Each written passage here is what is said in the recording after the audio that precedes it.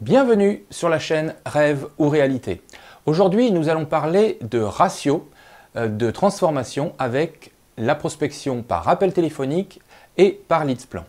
Commençons par leads plan, avec le témoignage de Carole qui nous a été fait lors du dernier live et que tout le monde n'a pas pu bien entendre. Carole nous expliquait qu'après avoir passé presque 6 mois avec un lead plan sans obtenir aucun résultat, elle était extrêmement déçue, démotivée, voire un peu mécontente. Et puis, à force de discuter avec son entourage, avec moi-même, elle a réussi à comprendre, à accepter certaines façons de faire et à changer son attitude vis-à-vis des contacts de leads plan. Et en quelques semaines, j'imagine, elle nous en dira certainement plus lors de son témoignage vidéo, mais en quelques semaines, elle est entrée en contact avec 3 personnes avec qui elle a entretenu un dialogue constant et ce dialogue a débouché sur un recrutement d'une de ces 3 personnes. Et nul doute que les 2 autres personnes resteront en contact avec Carole, même si elles ne deviennent pas elles-mêmes distributrices ou partenaires, même si elles ne deviennent que clientes ou rien du tout.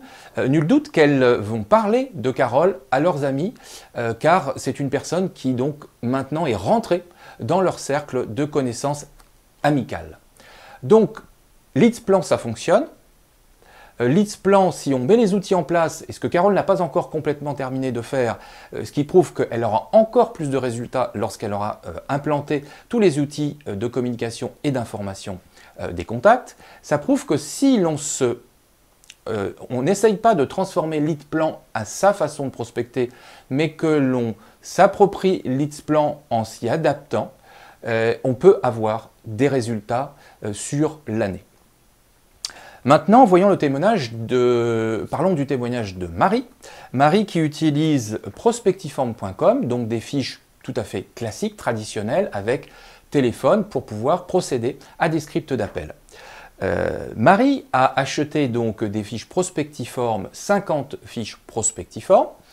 Elle a choisi une option où elle souhaitait que les personnes marquent leur intérêt pour un statut d'indépendant.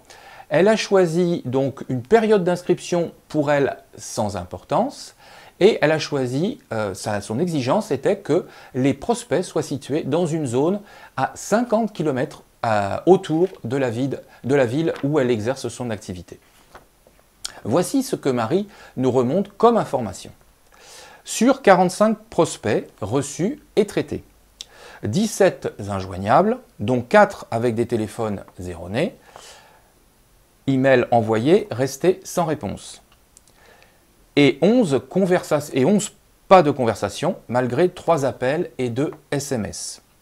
28 conversations, à qui donc elle a pu parler, dont 15 qui avaient fait leur demande il y a longtemps et même 1 an. La plupart avaient trouvé un travail ou ne se rappelaient même plus. 5 pas intéressés, 4 bof, on verra, 2 rendez-vous pris puis annulés, 2 rendez-vous confirmés, dont un qui démarre comme cliente, donc une qui démarre comme cliente, et l'autre qui n'a pas d'argent. Alors Marie, il faut savoir que vous avez acheté des prospects donc, qui ont manifesté leur intérêt pour un statut d'indépendant. C'est une première caractéristique d'élimination pour la base des inscriptions, et vous les avez souhaité qu'ils soient à moins de 50 km ou 50 km maximum autour de votre ville. Sachez Marie que si vous deviez avoir 100% de ces fiches ou une grande majorité de ces fiches prospects récentes ou plus récentes, ça n'est pas 3 € que vous auriez payé, mais c'est non même pas 5,50 €, mais ni même 6 €, c'est au minimum 15 €. Nous l'avons vu dans des vidéos précédentes et dans le live, pourquoi le coût serait augmenté. Donc ce qui fait que vous n'auriez pas la garantie que ces personnes, et nous l'avons déjà vu dans des vidéos précédentes, dans des explications précédentes, au sujet de la mémoire des prospects qui aujourd'hui ne va pas plus loin que 24 heures dans l'action et qui forcément, même au bout d'un mois, aura totalement oublié.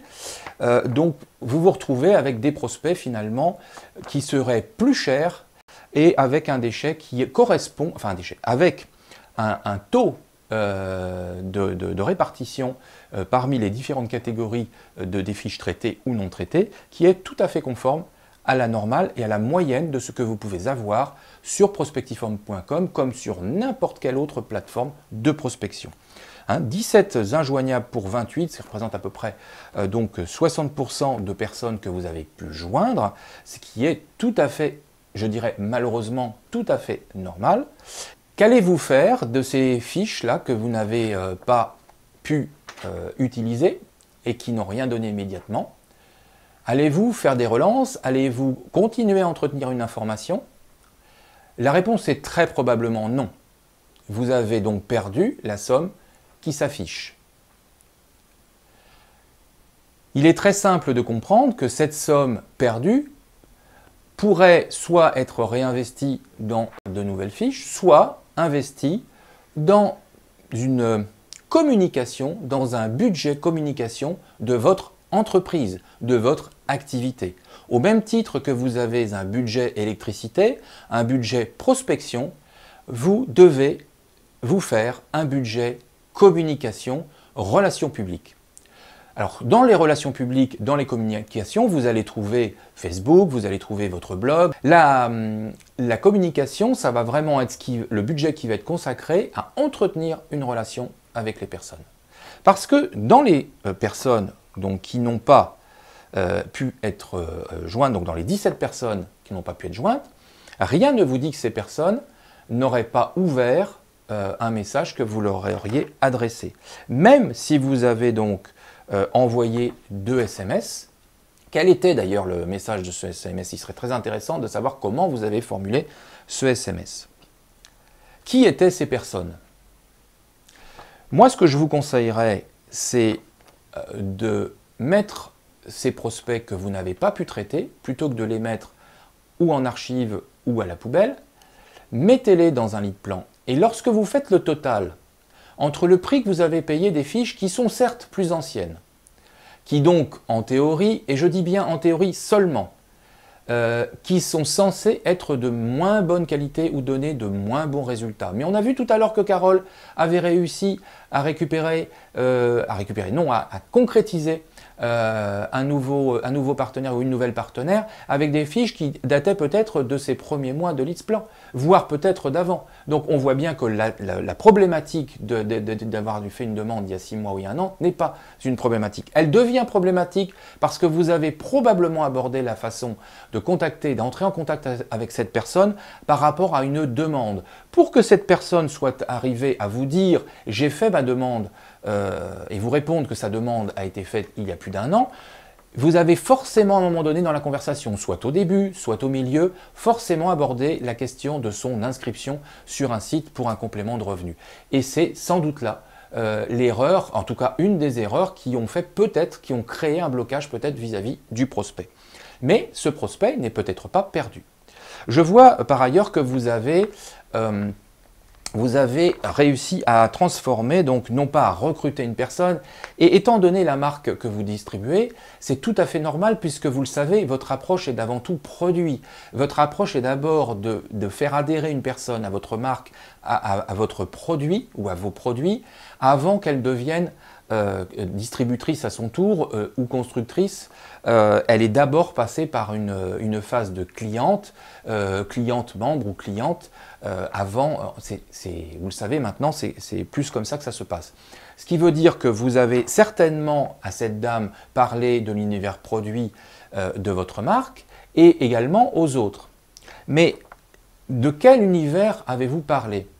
Avez-vous parlé de l'univers anti-âge, de l'univers senior, de l'univers jeunesse, enfant, de l'univers beauté, de l'univers sport, de l'univers masculin?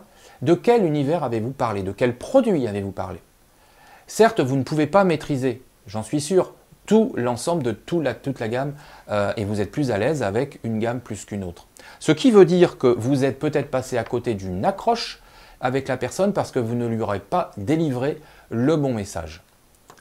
Parce que dites-vous que lorsque vous allez les mettre dans un lead plan, le système va les retraiter. Si à un moment donné la personne décroche, le système leads plan, vous le savez, va vous redonner un nouveau contact qui pourra à ce moment-là redéclencher un nouveau contact. Et puis leads plan va aborder votre prospect, enfin non pas votre prospect mais votre contact, dans une relation produit également, dans une relation de l'univers, oui, de l'univers de vie, de mode de vie, et pas seulement dans l'univers du travail ou du complément de revenus.